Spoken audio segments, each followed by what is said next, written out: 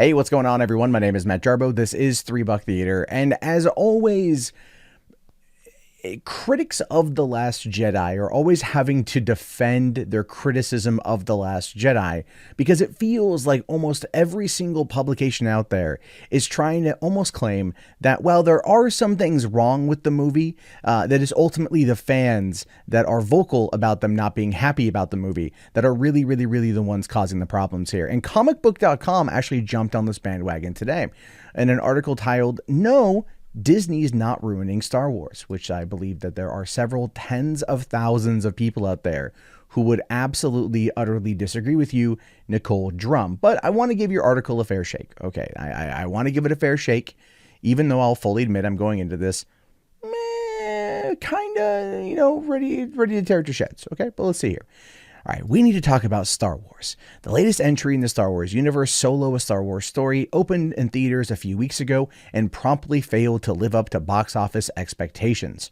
Almost immediately, people began to blame this on online backlash against the franchise because Disney has ruined it. Well, there was a big boycott Solo backlash. This was actually brought on by The Last Jedi, I should say the failings of The Last Jedi.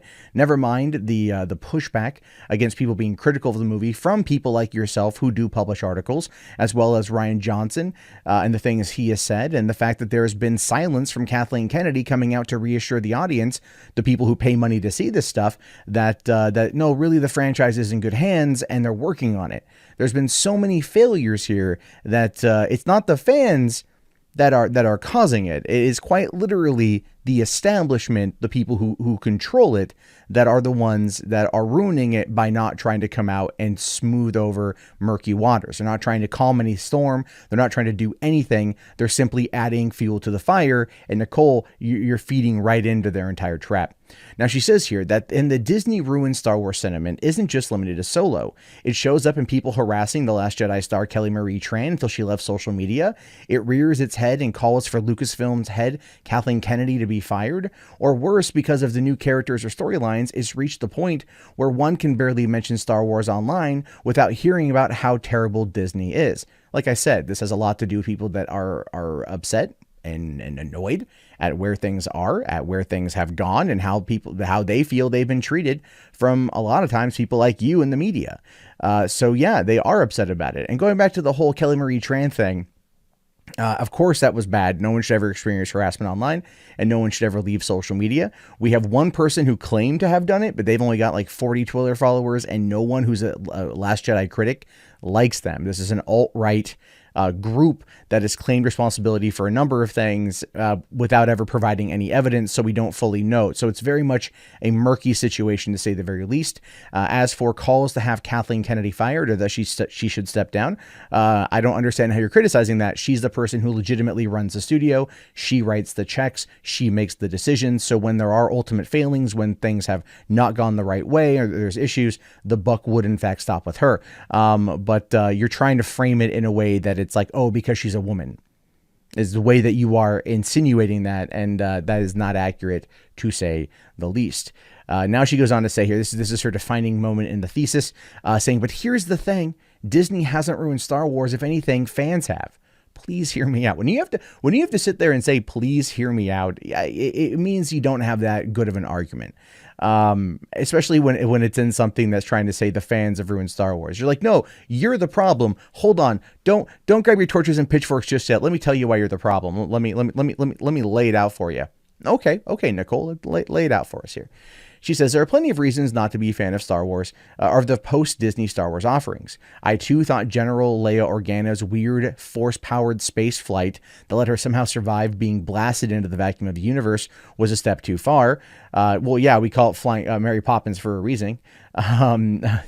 Rey makes me roll my eyes sometimes, too, but just because I don't like a creative choice doesn't mean something's ruined. It means it's different, and that, honestly, is probably helping Star Wars, not hurting it.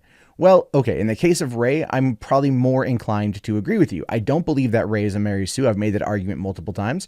Her own comments, this would be Daisy Ridley's comments about Rey, have not helped that particular regard in some of the things that she has said. But when Leia got sucked out into space and was able to force pull herself back to the ship that was somehow magically able to create an airlock when there was no airlock, and then she was able to come out of a coma in order to take down a door, all without us ever having seen this sort of behavior from her before, yes, it was very much a step too far. Never mind the unceremonious killing of Admiral Akbar in that scene as well. So that's not helping Star Wars. That's poor storytelling. People don't want poor storytelling. In the case even of Rey, I'll concede some points with poor storytelling. That is a problem that is hurting Star Wars. Your argument about it's helping Star Wars, you don't back it up. You don't say what it is that's helping it. You don't provide any examples of why. This is not meant to be an insult, but you can take it that way if you want to. You are literally approaching this article like Rian Johnson approached the movie. Just saying. Now you go on to say here, what's hurting Star Wars is the way fans are reacting to things they perceive as different or new within the franchise. One of the biggest issues I found is that people have a Star Wars post-Disney are the new characters. There are hundreds, if not more, articles on the internet talking about how Rey, Finn, Poe, Rose, Holdo, and even Kylo Ren are the worst. How dare Disney tell a Star Wars story that isn't all about dudes or about the Skywalker family? Again, a lot of those articles that you're going to find are people that are just not happy with a character. There's nothing wrong with them not liking a character or them liking a character, right? When The Force Awakens came out and everyone's all like, Rey's a Mary Sue. I was like, nah, she's not a Mary Sue. My video got 2,000 dislikes on it. I lost a fair amount of subscribers, but I still defended the character that I wanted to defend. People are allowed to have their opinions, whether they agree or disagree. Again, it's all part of the discourse. It's how you handle that discourse. And even here, you're summarizing this paragraph down to, well, it's new characters are the problem and not just focusing on the Skywalkers. Considering that this new trilogy is meant to end the Skywalker saga, and now in real life we only have one left. In the movies, there's only one left and they're not the same person. There's clearly a problem in regard to that storytelling narrative. Again, you understand here, there's storytelling problems. Now, the death of Carrie Fisher, obviously Rian Johnson had nothing to do with that. But even the way he set things up with the movie when everyone was alive and they filmed it was still not very good. Now, she goes on to say here, but that would be boring. How dare they? Star Wars has always been diverse. Yeah, I know. No one's ever said otherwise. I mean, everyone said that. Again, this is not an argument. She's like Yoda, Chewbacca, even Jar Jar Binks, irritating as he is. In a galaxy where a little green guy with giant ears is one of the wisest beings in existence and fur-covered giant might be the most loyal friends, it's pretty arrogant to think that only predominantly white men hold roles of significance or importance. By adding more female and diverse characters and by giving them prominent and important roles, the Disney era of Star Wars is simply adding to an already diverse world. As for the importance of the Skywalker family, the Jedi and Sith existed long before Skywalkers did. But more than that, Skywalkers are still pretty important to the story. Kylo is one by the way of being Leia's son. We haven't seen where his story yet will end. Well, okay, so I do want to kind of go back to my point. Yes, I forgot about Kylo, so there's that. My bad.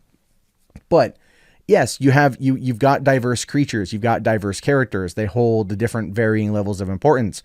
But and there's nothing wrong with that. But it's still giving them something good to do. You still have to actually craft a good story. Again, you're overlooking the narrative here. People are complaining about the story of the movie. They're complaining about how Rose Tico was an ultimately wasted character who stopped the movie dead in its tracks to go to a casino planet in order to basically act as an arbiter for PETA, all while ignoring actual enslaved children who were left behind because they weren't floppy-eared, big-ass horses or dog horses, right? Like there's narrative issues with both The Force Awakens and The Last Jedi that are one of the biggest points of contention. Yet you're not even remotely touching upon that. You are creating straw man arguments in every single paragraph here, and you are only just completely compounding on that narrative without even understanding what it is you're doing. And that's one of the reasons why I wanted to respond to this article, because it's just Nicole, you're failing to try to assign blame to something that has actual critical merit by trying to associate it with some people out there who are just jerks on the internet. Because you're creating that straw man that Star Wars fans are bad by saying it's like, oh, it's not Disney's fault, it's your fault. That's not going to work and no one's going to buy it. as evidenced by the comments on this article. Now, as you go on to say, this is where someone will try to counter me by complaining that even this is an example of Disney ruining things with bad characters because Kylo should really be Jason Solo. Disney went and got rid of the extended universe, thus ruining canon. Yep, Disney did declare the EU non-canon, but honestly, that was a favor. Well, to some people, they would disagree with you. See, again, this is an op-ed, and you're, again, accusing fans of the EU who are upset that elements of that it's not canon anymore, even though elements of it have made its way back in, as being a part of the problem. But what about people that are okay with it being gone? Would they not be part of the problem to the other side? I think you're failing to acknowledge that there are multiple points of view here. You say here, I love the extended universe or the Star Wars Legends continuity as it's now known. There are some great stories there, but it's not like George Lucas really even considered those sacred himself. Lucas has said himself that he's never really read any of the novels and knows nothing about that world. He even told Starlog that he mostly just checked Star Wars Encyclopedia to make sure somebody else hadn't used a name he was considering. Lucas had the ability to use EU as canon, ignore it, or completely contradict it at his whim, which is true he did, but if he attempted to, somebody would let him know, and also the fans would have a backlash. The EU was built up over decades of books and novels and stories about these heroes, post Return of the Jedi and other heroes that have happened before A New Hope and things along those lines. And as a result of this, they built up a fandom of their own. And when it was taken away, those people were rightfully upset that it was no longer going to be considered, even though J.J. Abrams has looked at that and has brought parts of that in, and other people at Disney have brought parts of that in. Again, we're talking about stories here. Stories and some continuity. But yeah, trying to argue that Lucas himself wouldn't care, the audience does. You're still removing away any kind of feelings that the audience might have, or certain members of the audience might have, which is one of the reasons why I'm just kind of, laughing at this particular op-ed. It doesn't make a lot of sense to me, simply because you're framing an argument in a way that's not going to win you any friends, even though you're probably not trying to, but it's just, yeah, let's just move on here. Okay, so you say your NES, Lucas would likely have contradicted things had he not sold to Disney. He often contradicts himself, having gone on the record to say that a sequel trilogy would never ever happen, but then he later elaborated on what would be the microscopic trilogy. Those ideas also didn't center around the Skywalkers. The Disney era of Star Wars is doing what Lucas never would have by giving us pieces of old EU and continuity. For those of you who saw Solo, you know that there were two major deep cut nods to the EU, Terracossi and the Maw, thus making them canon. The EU lives, and that's far more than Lucas would have given us. Okay, again, there's, I'm just going to finish this, and then we're going to talk about it, because there's one name that's been missing from pretty much this entire op-ed. New characters that are keeping in with the Star Wars we first fell in love with, while also weaving the beloved extended franchise, are both things that fans fundamentally want, and Disney is delivering. And it's far from ruining or destroying the franchise. Those are the things that are going to keep fans coming back. It's going to keep people talking about the universe. That, not pointing fingers and being nasty to others, is going to inspire fans new to the world to check out the old EU and to keep Star Wars alive for generations to come. May the Force be with us. And okay, fine. Look, and Nicole, I get it. You want to sit there and act like it's the fans are the true fans here are not, they're going to come back around. The true fans, those are the old EU. They're going to eventually come back around because Disney's trying to bring them in. They're trying to bring in the EU in bits, as I've already pointed out, I think like 2 other times in this particular response. So we already have established that. Okay, fine. But let's talk about what you haven't established. And that would be Rian Johnson and his storytelling. Rian Johnson's name didn't appear once in this article, but yet talked about Kelly Marie Tran and, being run off of Instagram. Again, in no ways do I support that. In no way do I feel that she deserved it, or she knew it was coming, or she should have expected it. I'm not Grace Randolph, but you still have to go back to this whole, it's Rian Johnson. The way he crafted the story, the way he told the narrative of The Last Jedi is what caused people to get mad. It's what caused people to not want to watch. It's what caused people to not come back. And his actions, his online results, or his online commentary about certain things, and the way that certain fans feel that they've been treated as a result of this is going to push people off the fandom. And as a result of that, it does go back to Lucasfilm, it does go back to Kathleen Kennedy, and it ultimately goes back to Disney. It's not that Disney is ruining Star Wars. Disney understands that this is a merchandising machine, that they will make a lot of money off of merchandising, and ultimately that's not selling right now. They haven't been selling for a while, so they're losing money in that regard. So these actions, these choices, these narrative changes that they're making, and the introduction of these characters that are having trouble in some aspects, sweeping the public favor. Okay, because look at all these new characters that you mentioned. All of them are humanoid, none of them are alien, right? But then you mentioned, diverse in characters in terms of having Yoda, Chewbacca, and even Jar Jar Binks. But none of these new characters that we encounter are alien. So people are not seeing the diversity of species that are out there, and that might be having an issue. One of the cool things about Star Wars is seeing all the diverse alien races, all the diverse alien creatures, and everything else. Look at Star Wars Rebels. You had, a Twi'lek. Hera was the captain of the Ghost. Right, a female running being the leader of this team, being the pilot and captain of the Ghost, and being a Twi'lek, and that was like complete. Like when I first saw it, I was like, oh, that should be interesting, and then I'm like, oh, I really like Hera's character, because it was not that they put emphasis on who she was or what she is. It was about the character itself. It was the story, the journey, and the arc of that character. That's what we're seeing here, or I should say, we're not seeing here. The actions set up by J.J. Abrams in Force Awakens were completely disregarded in The Last Jedi. And when fans are like, well, wait a minute here, this isn't usually how trilogies work. And Rian Johnson himself has said JJ took it up to a certain point. Now it's my job to take it up to this point, and then he's going to finish it up his way, is another reason why fans are upset, simply because there's not a level of continuity there. When you watch a Peter Jackson Lord of the Rings trilogy, there's a level of continuity. You generally know what to expect. When you watch, other trilogies, there's a level of continuity. You know what to expect, even if it goes to a different director, because there's somebody who is behind the scenes that is plotting the course of the entire arc, the entire trilogy, for the most part, in order to get it to a certain point. We never saw that with this. We never saw that, with The Last Jedi, because it just ushered everything else out of the way.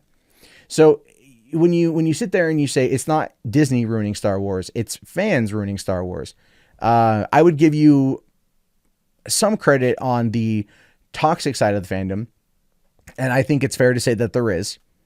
But at the same time, narrative choices put on by the parent company, by those who are running the show, that are not meshing well with fans. Critics seem to like them, but the fans certainly don't, as evidenced by lack of merchandising sales and everything else.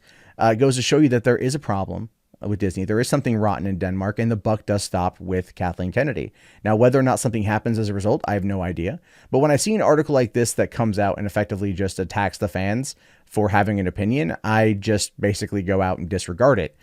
Nicole, you should definitely have formulated your argument better, because you also failed to look at why fans were upset before just coming out and attacking them. But those are just my thoughts on this one. I am curious to know what you guys have to say about this. Please do not reach out to Nicole. Don't harass her or anything else like this. She is entitled to her opinion, even though in this case it is wrong.